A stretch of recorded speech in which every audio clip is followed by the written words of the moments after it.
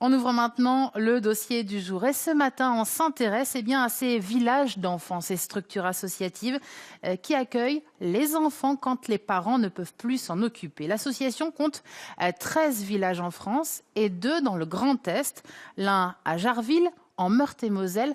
L'autre, vous allez le voir ici, à Marange-Sylvange, c'est en Moselle. Les enfants sont donc élevés avec leurs frères et sœurs dans une maison par une éducatrice familiale qui reste 24 heures sur 24 avec eux.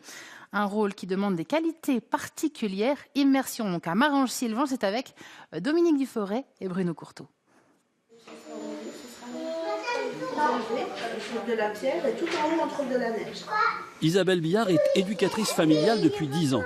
Elle élève 5 enfants âgés de 2 à 17 ans dans l'une des 13 maisons de l'association SOS Village d'enfants de Marange-Sylvange. Un travail vraiment à temps plein. Je viens le mardi, je travaille 3 semaines, jusqu'aux 3 semaines plus tard et je me repose une semaine après. Donc il n'y a pas d'horaire, c'est jour et nuit. On vit sur place, on dort sur place, on mange sur place, on fait tout avec les enfants, H24. Ici, les 2 plus jeunes enfants de cette famille reconstituée sont frères. C'est l'un des principes de l'association, faire grandir ensemble les frères et sœurs. Les enfants sont confiés à l'association par les services sociaux du département de la Moselle sur décision de justice.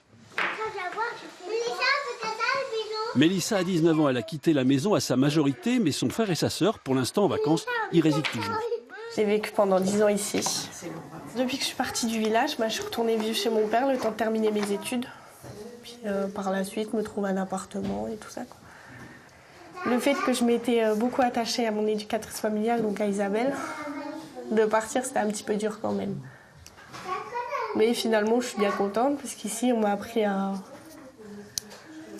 grandir, à apprendre à me gérer à moi-même. Voilà, aujourd'hui, je suis très fière d'être passée par ici. L'association essaye de maintenir le plus possible le lien avec les parents biologiques. Mais en même temps, l'attachement des enfants à leur éducatrice familiale, leur mère SOS, avec laquelle ils passent en moyenne une dizaine d'années, est très fort.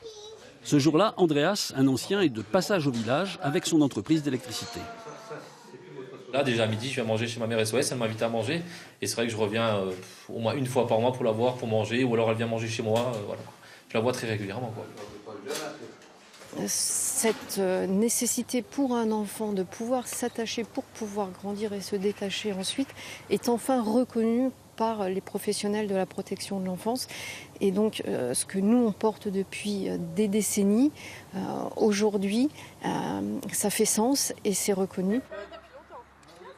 Le succès de la formule repose sur l'implication de l'éducatrice. La vie familiale personnelle d'Isabelle est très imbriquée dans sa vie professionnelle. Son mari est d'ailleurs devenu l'un des bénévoles de l'association.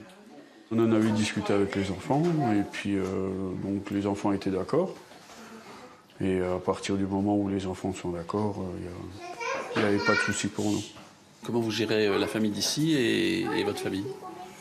Eh ben, on se met tous en communauté. À Noël, on va chez moi et puis il y a les grands-parents, il y a mes enfants, il y a mes petits-enfants, il y a les enfants du village pour ceux qui n'ont pas d'hébergement. Et ça se fait tout naturellement, tout simplement. Occasionnellement, comme ce jour-là, son mari partage le repas de la maisonnée.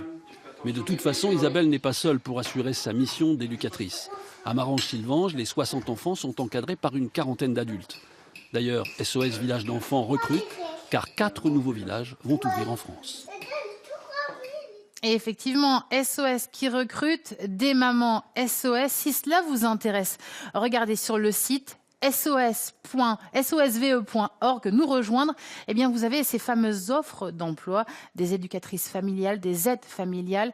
Bref, toutes les informations y sont si cette démarche vous intéresse. L'enfance, au cœur également de la démarche du Centre pour